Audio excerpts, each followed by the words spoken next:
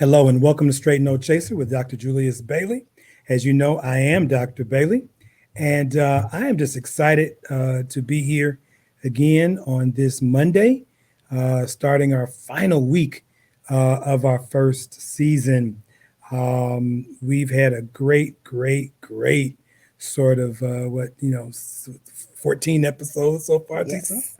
right? And so we're just excited. We have two more shows this week. We have today and then Wednesday, and then we will take a break until our season two, which will begin on September 7th.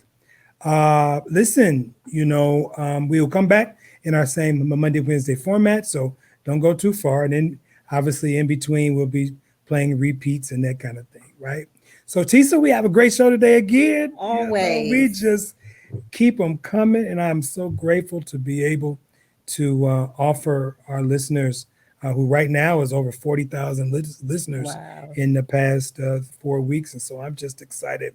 And so today we're just going to get right into it. Today we have, ladies and gentlemen, an entrepreneur, a senior business executive, an ambassador, a social justice fighter. I know he gets it, out of his mom and dad. Ladies and gentlemen, something like a brother, my brother, Mr. Johnathan L. Jackson. How are you, sir? I'm doing excellent. Great to see you, Dr. Julius. You, Appreciate you. Appreciate you. Your host. Haven't had the opportunity to meet you yet. Did you say Tisha? yeah, Miss Tisa, Tisa. yes, sir. Good How are you? morning. I'm Pleasure. well. How are you? Great. When all this is over, I'll be down to see you all in For the studio. sure, Yeah. for sure. We got to talk about something anyway. But look, we're just gonna jump right into it, man. Well, first, obviously, I gotta ask about mom and dad, especially, lately, right? I mean, you've had a lot of close deaths, right? With Medgar Evers' brother, the CT Vivian, Clay Evans, and obviously John Lewis. How are they dealing with all this? Well, personally, they're in good health and great spirits. Thank God for that. And but these were persons that they've been friends with, worked with, colleagues with for better than 60 years now. So it is a loss for them. And they were. It's amazing where they stand in this part of their life, and it's a function of where they stood as young adults. That they were teenagers when they were getting arrested, making a difference. And I think that many of the youth today can learn something from these lives that they've lived. Nothing is new. And this is a long distance battle, and they've made tremendous change. And we have to keep the faith. I know my father has been disheartened most recently by seeing some of the looting and things that have In Chicago, attacked yeah. Chicago, because Yeah. their generation, they confronted the systemic justice. They brought about systemic change, and there's more work to be done. So I hope that other people can draw inspiration from the lives of these great people that have passed on that made such a difference. No question. And we're just grateful to, have your mom and dad still here, and the legacy obviously through you and all your brothers and sisters. And certainly, like I always say all the time, you all are living legends. You all are our national treasures. And we thank you for that. So look, just yesterday, right? This is new news to us, but just yesterday they made the pick. It's Kamala Harris. I know you know her. Do you think she's ready to be second in command of our nation, man? I think she's ready to be first in command, but I know this that's is right. but this is a tremendous step in the right direction. African American women, in large part, saved the Biden candidacy. This is something that was owed to the African American community. That if we continue to vote in our numbers, we should also be awarded positions of power that are rightfully deserved. I think it's going to be a tremendous battle, race. It's not over. It's 60 Right. long days. The greatest inventory now is time and organization and getting people out to vote. It's not enough to have high levels of enthusiasm. There has to be high levels of turnout. And the only day that's really most important is November 4th, the day after the Tuesday election.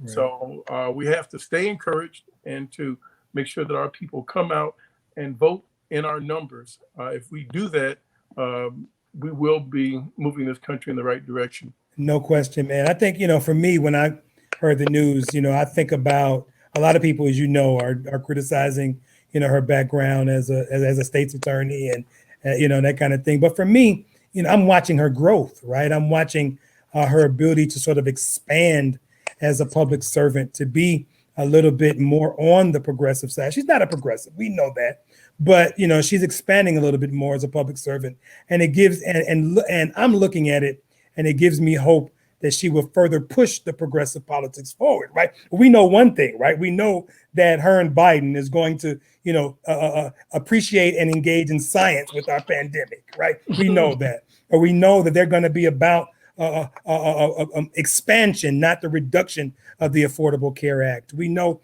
that they are going to be, wholeheartedly in favor of getting rid of these detention camps for immigrants, and all these are the kind of things we need to be focused attention to, and not worried about, whether or not. I mean, it's true we have to talk about her history, but certainly her time in California, what she did as a prosecutor, is not who she is now and where she's going to take us. So I agree with you. I think she's ready, and I'm excited for you, man, for us as a nation. I think you said it. I think you said it best from the outset, and that is the choice: to look back or look forward. And Right. what you have seen in her current position, looking forward, is she signed on for the anti-lynching legislation. Definitely. There's never been anti-lynching legislation passed in American history before. As we've seen these public executions, there were 5,000 public executions, lynchings of African Americans, and no one was ever held accountable. So that was a big step in the right direction. Defending the Affordable Care Act.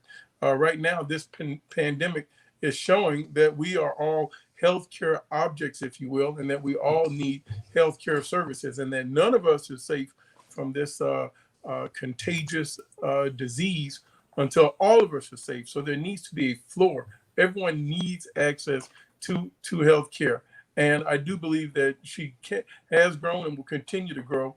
And so I'm very excited about her being on the ticket. No question, man. So, amongst your many titles, man, you are obviously the national spokesperson of the organization that I cut my teeth with, which is the Rainbow Push Coalition. I am big on our generation sort of being connected to organizations and structure, so as to sort of understand how to build coalitions, to sort of understand how to build agendas with maximum impact.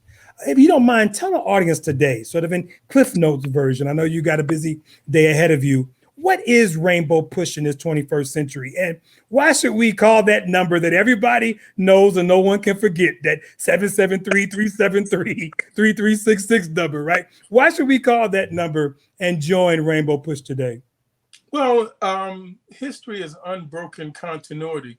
Reverend Martin Luther King put my father, the Reverend Jesse Jackson, when he was a seminarian student in Chicago, he said, you can spend time finishing your degree there, or you can hit the road with me and I can teach you more about seminary in the next 6 months than you can learn there in the next 3 or 4 years.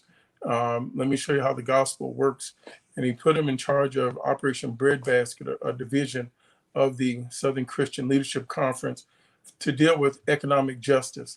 There was overt discrimination in the South, and there were restrictions and discrimination, if you will, soft in the North. Look at where we are in the state of Illinois.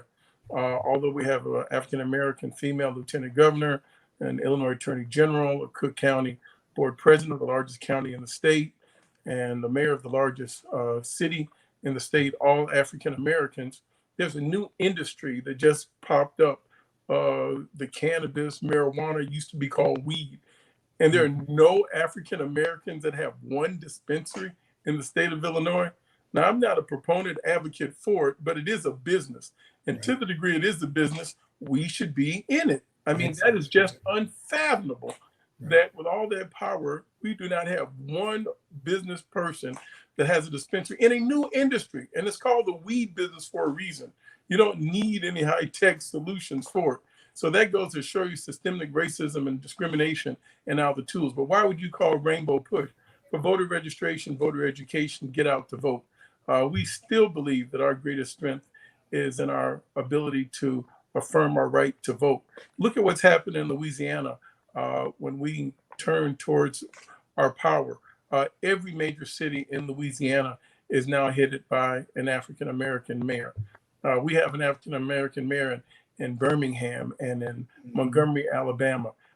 We have there are 7 African-American attorney generals for the state of Minnesota, Illinois, even Kentucky, although I don't think anything of that guy. Right, he ain't doing it. Sorry. And we could very well end up having 2 African-American U.S. senators in the state of South Carolina. So we have come a long way in a very little time. And these forces that are in power today are trying to roll back time, if you will, engaging in voter suppression, engaging in things that deny us our full citizenship. So Rainbow Push is about our citizenship education on how we move in the system, move up, and have what's rightfully ours and participate in the process. So that's what I tell you. And we have a particular focus on economic justice. Long after these riots and other things die down, let's go back and look at what happened in Minnesota. Although Minnesota has one of the longest life expectancies of any major state, it has one of the greatest incomes of any major state. It also has one of the greatest disparities between African American and Caucasian incomes. That is almost 2 to 1 and 3 to 1 in other areas of infant mortalities and so forth. It has numbers and indexes that are comparable to Mississippi as far as our quality of life in comparison to white life. So yes, we still have work to do. Now it's about closing the structural gaps. It's not about slogans, not about symbolisms. How do we have economic reciprocity? How do we have economic parity? How do we have our fair share of contracting in the city of Decatur, in the city of Springfield, in the city of Peoria? It's not fair that our people are sitting on the sideline, haven't been excluded from union work, haven't been excluded from school board work, haven't been excluded from municipal work, with a lot of polite, nice white people smiling, justifying why we can't do any business. It's just wrong, right. And racism has made its way into the new millennium. No, that's rich, man. And that's you talked now, if you about. don't want me to say it, I'm still going to stay on your show. Okay, you can't kick me off. And no, for sure. I'll even come down in the pandemic to tell the people they need to hear this. They need to hear it, right? I know they do. But the one thing we're talking about in terms of how we move to economic reciprocity is obviously through education, as well as sort of other kind of a push for our young people to really value business and value the ability to sort of look past their circumstance. And we know that education is a major element of push through the Excel program and to the national agenda work that you and your dad pushes. How glad sort of will you be to see DeVos leave in January? And why is she so dangerous for our public schools sort of children across America? Oh my God. Short version, sir. Short version. Well, let me just be very narrowly focused on one of my greatest fears on this current environment of going back to school. Many of these school boards that are voting on going back to school are voting on it by way of Zoom. They're not even doing face-to-face meetings. And now even the municipalities say 25% or 50% occupancy in the restaurants, but you're going to try to push 100% occupancy back into the schools. I mean, you're talking about accelerating the contagion where children are going to take it back to their parents and take it back to their grandparents. I mean, it's my greatest fear. Societal wise, why do we need to get DeVos out of there? My second greatest concern that's on par is if we get a generation of teachers infected, we cannot reproduce that talent overnight. Exactly. Now you're talking about not just a year of school and learning loss, you're talking about maybe potentially a decade to try to repopulate from teachers that are already underfunded, underpaid, understaffed, and we already have a national teacher shortage. To accelerate that is one of my greatest fears. Now you start talking about America truly going from a first world nation, a leadership in the world, to now being less than, to not being in those ranks. Yeah. No, and it's a solvable solution. Germany, they're going back to the school. Japan is going back to school. What is it? It's social distance, put on a mask, wash your hands. Do it for 3 weeks, and we can start to contain this.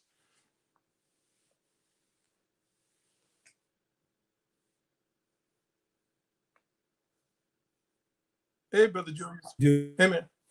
That we as citizens have. Man, look, what's next for you, man? I mean, we obviously know you're involved in so much, the business realm, obviously the political realm. I know you're doing great work across the state, with as you say earlier, in terms of getting people engaged and involved in with business and with industry. I mean, I don't want to, break news today. I don't know if there's any news to break, but is anything going on with you? Are you thinking about, I know you helped the sister, the lieutenant governor. I'm gonna ask you to, to talk to me a little bit. I'm about to make an announcement soon. Is there anything you want to talk about in terms of where your future is, brother? Right now, I tell you, Dr. Julius, it's about economic justice. I'm a union contractor doing excavation work, and I do think that's one of the mountains that need to be overcome. We need to open those doors, and that's been my vocation, if you will, from undergrad to grad school on to working in financial institutions. So I've got just a few more things to do in that regard. I want our children to see that you can have an African-American contractor and have a substantial business in the union business in the state of Illinois, in the state of Indiana. When you look at all the roads that you ride from your house to the studio on the expressway, not one African-American grinder company that takes the asphalt off across the entire state of Illinois or Iowa or Indiana. I mean, come on. I mean, we were building roads. We built the roads of America, and now we don't own any of the equipment to fix the road. I was in Helena, Arkansas last year, and my God, I've never seen so much cotton before in my life. I've been around Mississippi and other places, but for whatever reason, I don't know if it was cotton season when I was coming through, just to drive through an hour off the main road and see cotton, and to see that that's $25 billion industry in the United States. And our people made cotton king. And you don't know of one African-American that owns a cotton company. Right. I mean, these are industries we created now that we can't participate in. I think I am so encouraged by what I see in the NFL right now and in the NBA. These young men with all this great talent are speaking up and asserting themselves.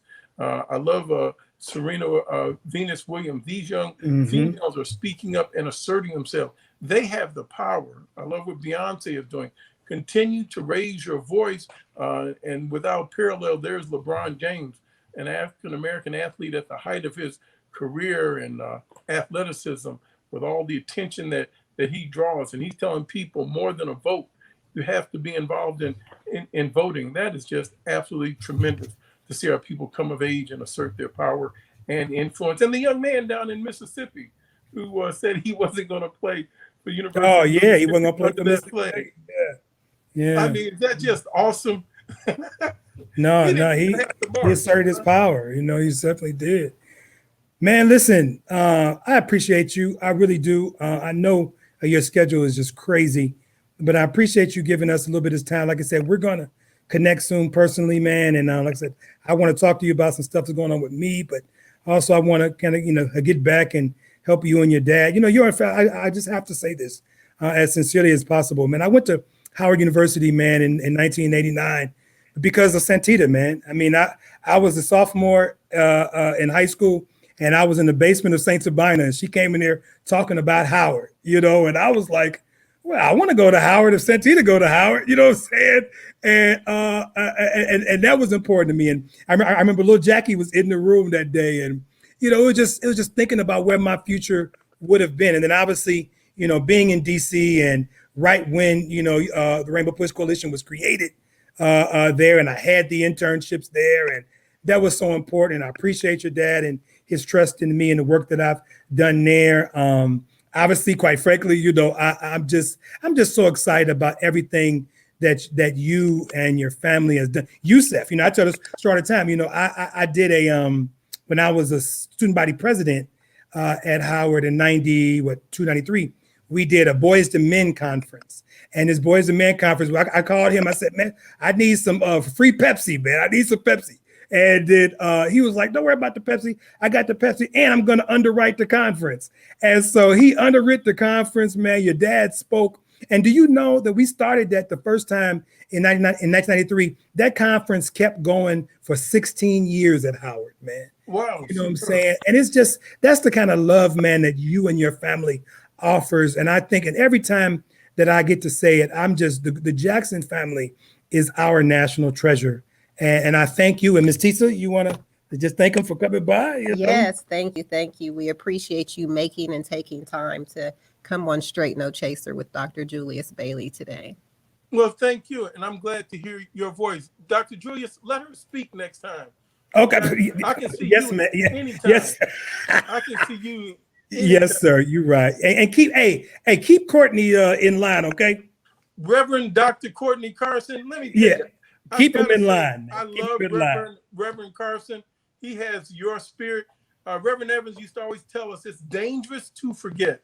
And Dr. Julius, I would tell you thank you for those kind words because you didn't have to say them. And I thank Reverend Courtney Carson because he's never forgotten the Reverend when people say things that are uncomfortable or things that aren't true. Reverend Courtney is a man amongst men. So I have much love for him and much love for you. I appreciate the both of you. And I appreciate your time, sir. All right. I'll see you soon. Take care. Bye-bye. Wow. That was all right. Yes. That was all right. He is his father's child. I know, right? He is his father's child. And again, we just had the opportunity to listen to Johnathan L. Jackson, the national spokesperson for the Rainbow Push Coalition.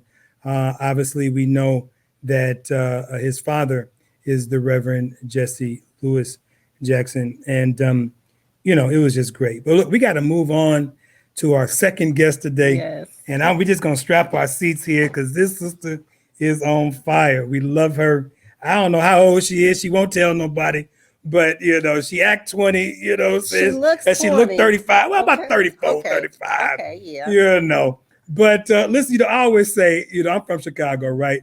And so I always say, LA has its Maxine Waters, right? Chicago has its Dorothy Tillman. And Dayton has Rhine McLin. You know what I'm saying? Yes. Ladies and gentlemen, please welcome former mayor and vice chair of the Ohio Democratic Party, and now the secretary of the Association for the State Democratic Chairs, Mayor Rhine McLin. How are you, ma'am? Hi, how are you? So good to see you. Yeah, I can hear you. You feel all right today? I am feeling terrific. I was just listening to Jackson and I was just brought back so many memories about my dad, CJ McLin, and Jesse Jackson and what all they were able to accomplish with an organization called Push. Right. And that brings back so many pleasant memories because we're looking forward to another generation to step up because that generation is moving over for the rest of these young people to come up, which I also say are doing a good job, but they have microwave impatience. And that's what I call it. They want it right now. And we had to do so much to even get it to this point. Mm-hmm. So, but in the process of the movement, they're learning about their history and they're learning to be proud of where they come from. And is extremly important. To talk about the women like Yvonne Braithwaite Burke, Shirley Chisholm. Shirley Chisholm's time now truly has come. Shirley was one of those folks that said, if you don't have a seat at the table, bring your own chair. Create your own table, right? Create your own space at the table. Right. She's also the one who said service is the price you pay for the space you use. And when she was a serious candidate, so it was, it wasn't about being a Black woman. It wasn't about being it was about the people, that the people finally would have a candidate that had respect for the common person. No And I question. think that's where we are today, because and she laid the groundwork for that. Hmm. I mean, just like Jesse Jackson laid the groundwork for Barack Obama to get No question. No elected. question. No question. And so there is something to say about the trailblazers, that a lot of time they don't get the credit or the respect, but if it weren't for them, the next step on the ladder would not been made. Ooh, ooh, that'll preach right there. Won't it? A That'll good preach. one, a good sermon. Can I call you Mayor McLin? You can call me, yes, ma'am, you can. Once a mayor, always a mayor. Ain't that the truth? Just Well, good not with, morning, Mayor not with McLin. the respect, without the responsibilities. I like that part. There it is. Well, good morning to you, and we thank you for your time. But so we know that the Hey. nation has been graced with the news of our VP candidate. How are you feeling? Are you excited about Miss Harris being Biden's running mate? I'm excited that the fact that she brings some energy to the campaign, and I didn't have a horse in the race. It really didn't matter to me who was selected, because I thought all of them were very qualified and had their own unique assets. However, with Kamala has already been a presidential candidate, so she knows what the gruelingness of the campaign trail is.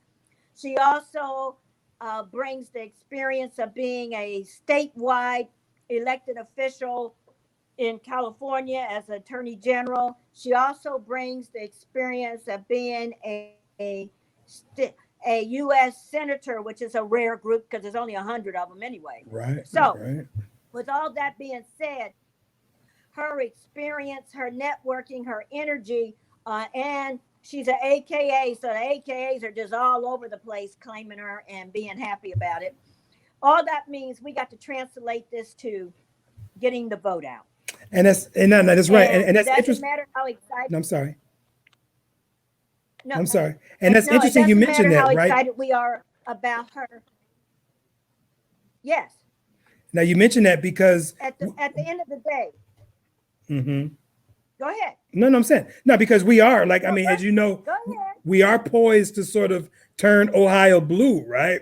And so here, you know, sort of we subsequently we can catapult this sort of Biden Harris ticket, I would argue, from the inside out, right? You know, sort of, you know, as we look about the state of Ohio and the races that we have here, you know, we can be excited about Biden Harris, but we be excited about him through the inside of Ohio and the work that we have to do inside of Ohio to turn Ohio blue. And then, as we know, as Ohio goes, so goes the nation. That's it.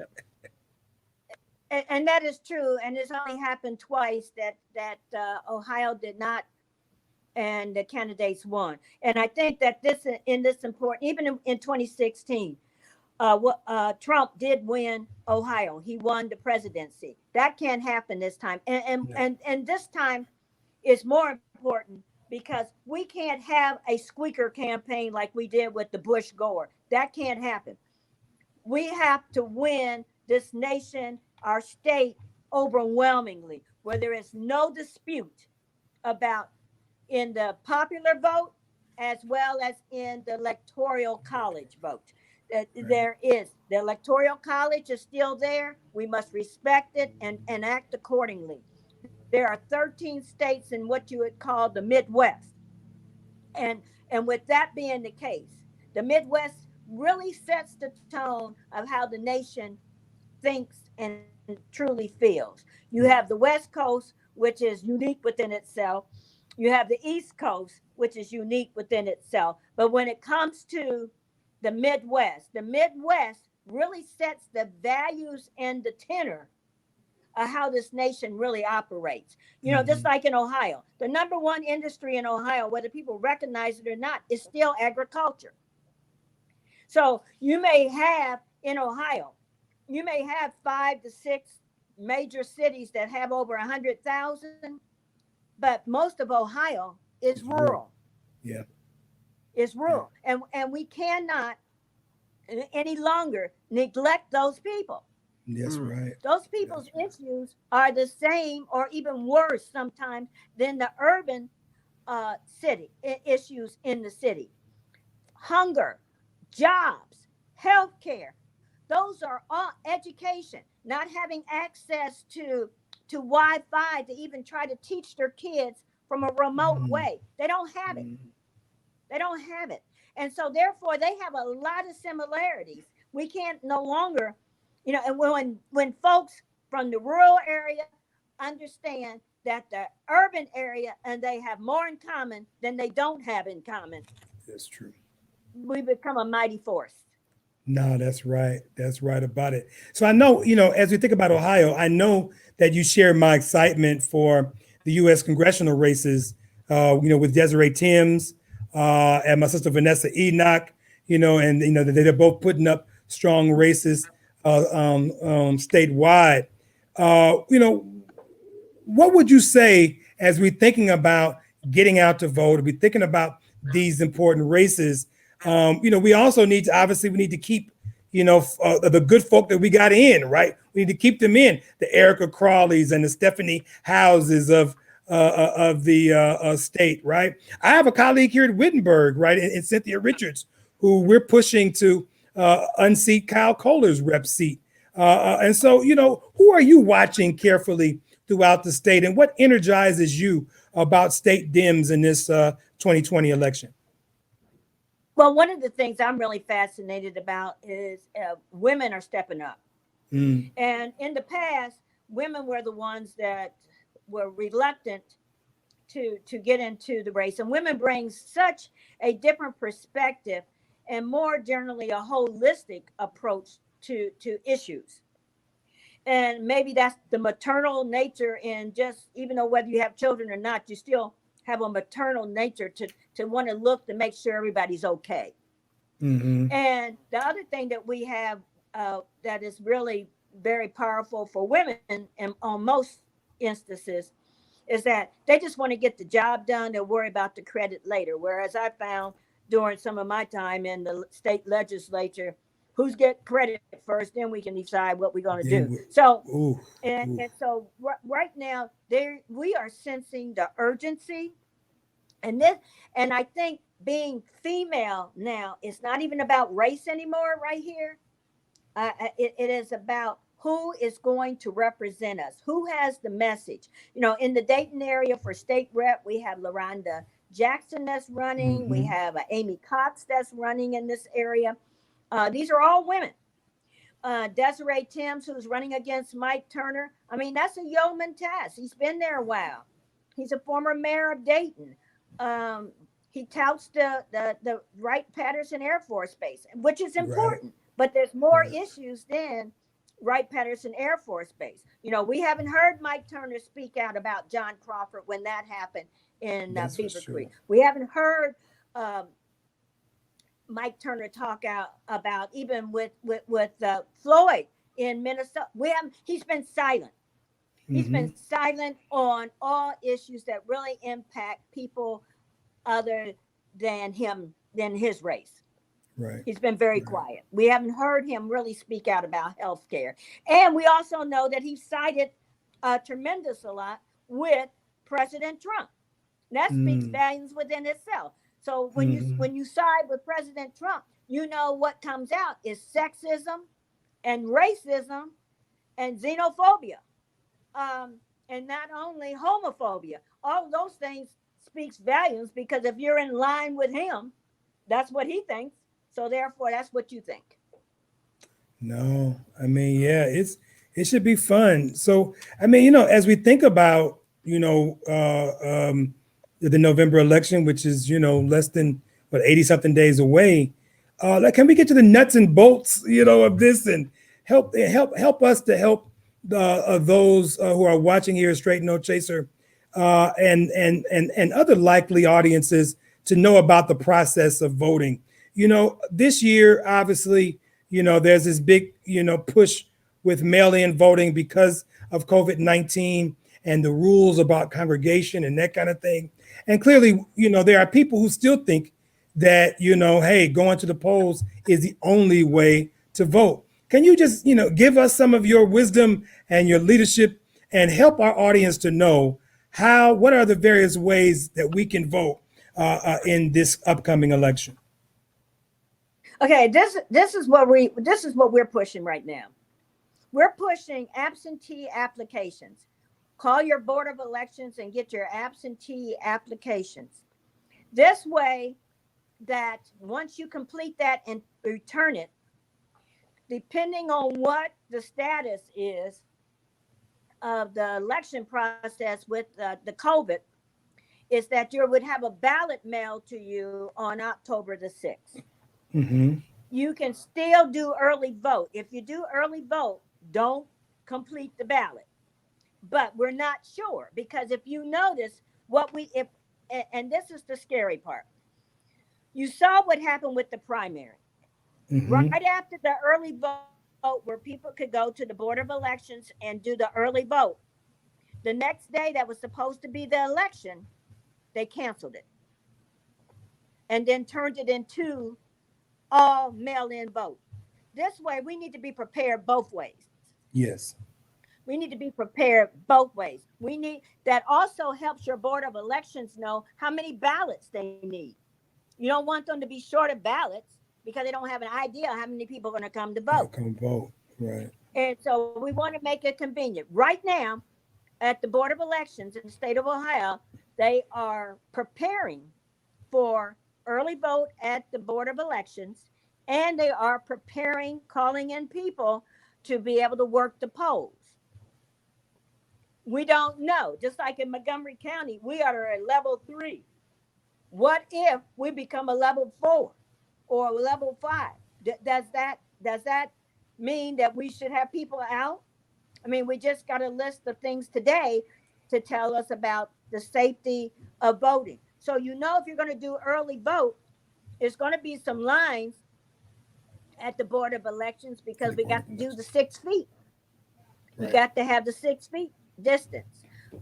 So it's just wise to be on the right side, because see, one of the things that's hurting us to be able to get into the nursing homes, you can't do that because they're not letting people in the nursing homes. So the Board of Elections can't truly go in there because they have to send a Republican and a Democrat into the nursing homes. They don't want anybody in those nursing homes. So we're trying to work through their activity directors to see if they will help us in that area. So you got kids who are maybe away at school. They need to be able to do the absentees. So we need to be pushing the absentees as a backup to whatever may happen in the future. Cool. But one thing that we do know for sure right now, November 3rd is going to happen. Now, the Secretary of State is talking about sending out the absentee applications to everyone right after Labor Day. That's kind of late. That's why we're pushing now. Okay. To make sure. All you have to do is call your Board of Elections and ask them for an absentee application. You can go online and request it, or you can just write a note with the basic information and send it in to a Board of Elections. It is so important that we stay ahead of the game, because we know that the president has hired someone to work with the post office to try to dismantle it. Oh, yeah. We were pushing for boxes to have boxes strategically put around Montgomery County so people wouldn't have to come downtown to put their ballot in. The Secretary of State just said, no, you can't do that. It only can be in front of the Board of Elections. That just came down today, which means that at the last minute, you could have traffic all backed up where people are trying to put their things in the ballot box that we have in front of the Board of Elections. So they're doing everything they can under the guise of making it easy to vote, but they're doing everything they can for voter suppression. And let me just add this historic factor in here. During the Reconstruction, there were like 1,500 African Americans that were elected to offices, even 2 U.S. senators from Mississippi. After that happened, they changed. They changed to the black laws, the black codes, the Jim Crow. Ever since then has been about voter suppression. Yes. And don't us forget it. We cannot forget it. And here at this time, they're going to try to pick Biden. They're going to try to pick Kamala Harris apart. But we have to stay focused, because let me tell you something. When you kill the messenger, you don't get no more messages. So don't get caught up in all of that. You got to keep prayerfully focused, keep your eye on the prize, and keep moving toward that ballot box. Well, you got me fired up, Mayor. You got me fired up. I tell you, you're right. I want you to be fired up. I want everybody to be fired up. I want folks to know, just like John Lewis said, not only get in good trouble, but necessary trouble. Now, that is right. You know, and I want black folks to stop shooting each other. I want them to start shooting the ballot box, putting their votes in there. That's what putting a hole in the ballot box. Yes. I know that's shooting right. Each other. I know that's Get right. focused. Yeah. Oh my gosh, you better tell the people. And that's why we appreciate you so much, obviously in the Dayton area, but all over the state of Ohio. Rhine McLin is our treasure, right? And everything that you do just turns to gold, and you love people and people love you. And those of us who follow you, well, we follow a direction of care, and we follow a sort of as you mentioned earlier about trailblazer. I mean, you are that as well, but you're also someone that is accessible as well. And so your accessibility, as well as your sort of triumphant rise through the state and national Democratic politics, is something we all appreciate. And so I thank you for you. You just made reference to John Lewis. Let me ask you this before we kind of close down. Did you know John Lewis? Hey, had you ever met him?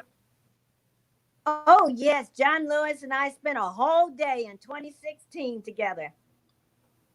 And he was the most humble, and he was the consciousness of Congress. And we need more people like that.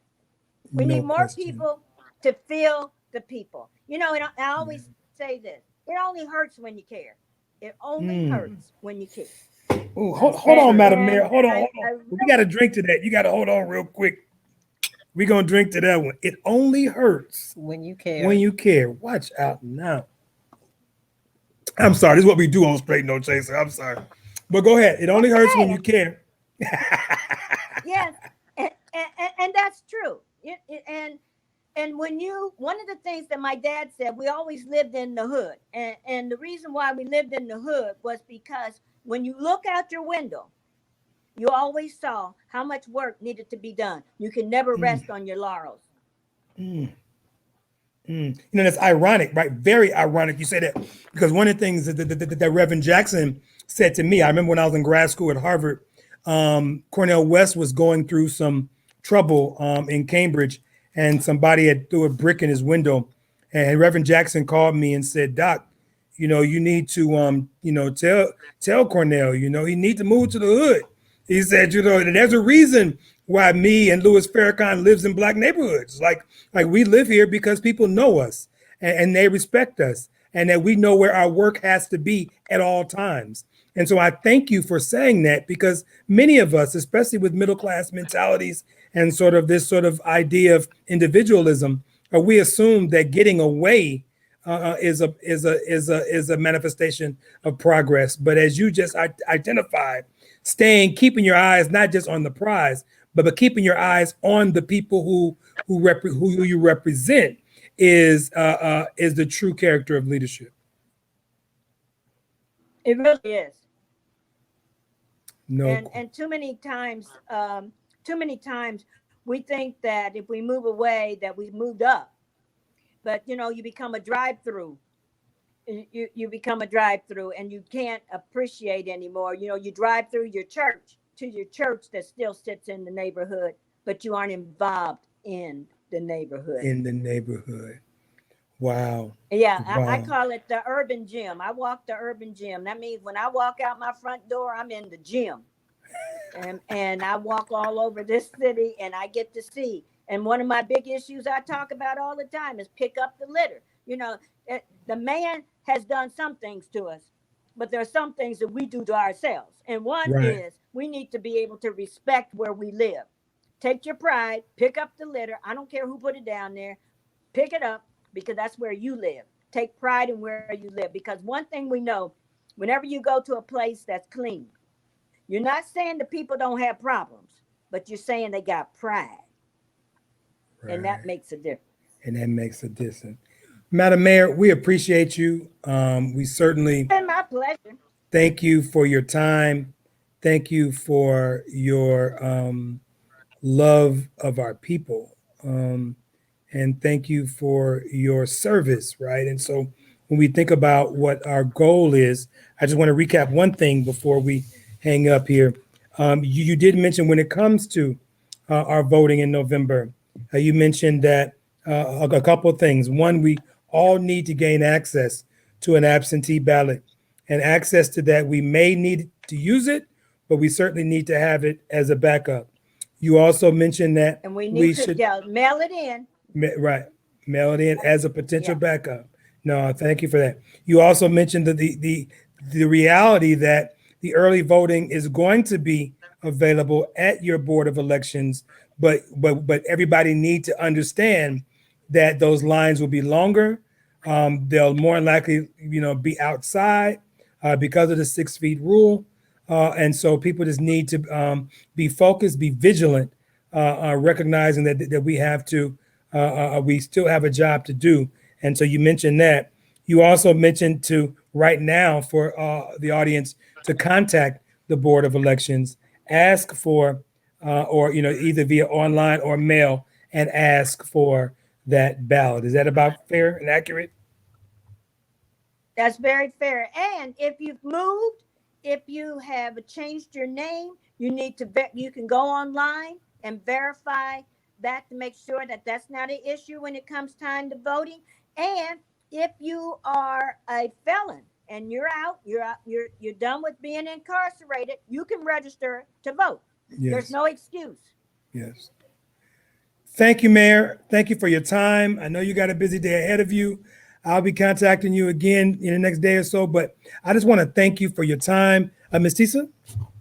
I too thank you for your time, Mayor McLin. And I do like those glasses. Those are as sassy as you.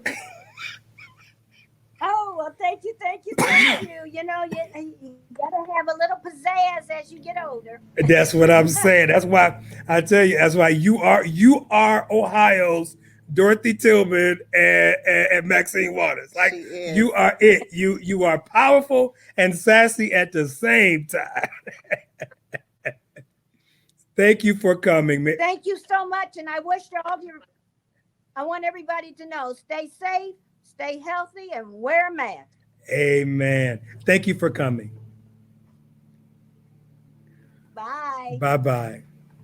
So listen, obviously, we talk a lot about a lot of different things on this show, but I don't think a lot of our issues are important issues, but obviously voting is going to be important, Very right? much so. And so that's why a show like this to have a Johnathan Jackson whose legacy is all about the democratic process, is all about the people engaged in the process to make the necessary change, right? I wanted to have him on, the son of Jesse Jackson. I wanted to have him on, the national spokesperson for the Republican Coalition. And then obviously for those in Ohio, we all love Rhine McLin. Got to. And so she's helping us in Ohio to understand the process so that we can be about the business of electing all those powerful women, right? And there's a whole bunch of powerful women and some brothers. Brother Willis Blackshear in Chicago. I mean, in Dayton, he's running. I like that brother, but we got some great women across the state doing great things.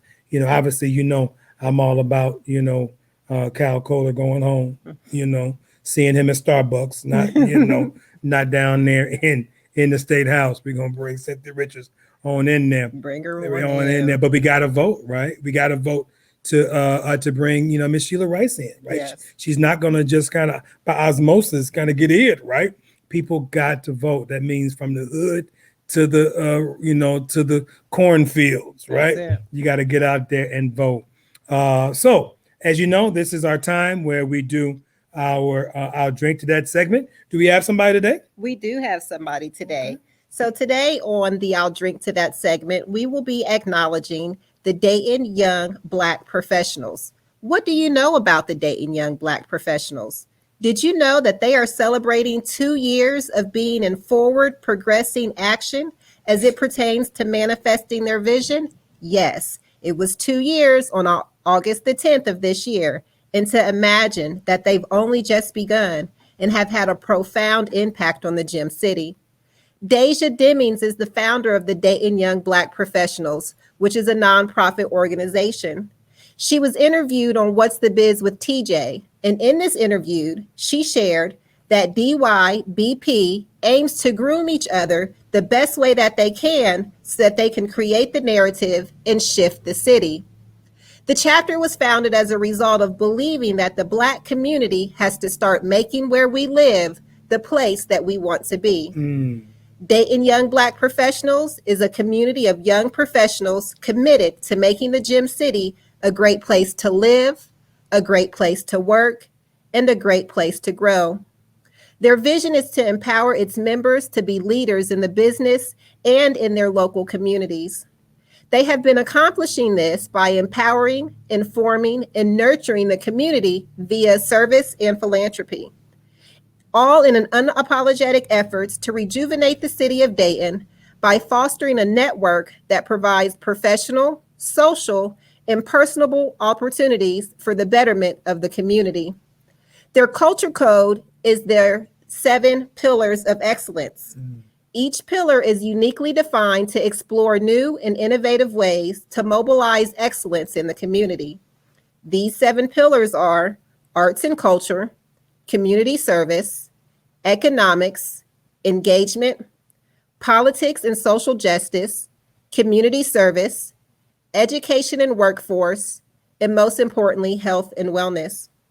To find out more about the Black excellence mindset promoted by Dayton Young Black Professionals, we ask that you not be hesitant in checking them out at DaytonYPB.org. So today on Straight No Chaser with Dr.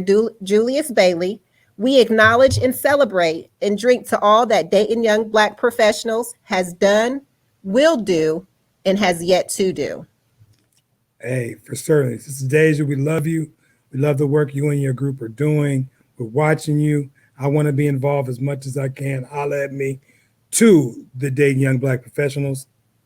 We'll drink to that. So listen, this is our next to last show. We'll be here on Wednesday. And on Wednesday, I have a very special announcement that I will be making. So I want all my friends and family to please tune in. If you live in Ohio, I need you to tune in Wednesday at 11 a.m. We have some interesting news that you might want to hear about. But Straight No Chaser just appreciates all of you who support the show. We've enjoyed this pilot series, and we look forward, after Wednesday, we look forward to coming back in full strength in season 2 on September the 7th. We thank you. If you enjoyed the show, even if you did not enjoy the show, we need people to vote. So you like this show, share this show, both on Facebook and we're on YouTube at Dr. Julius Bailey. And we appreciate you supporting. Take care. Stay strong.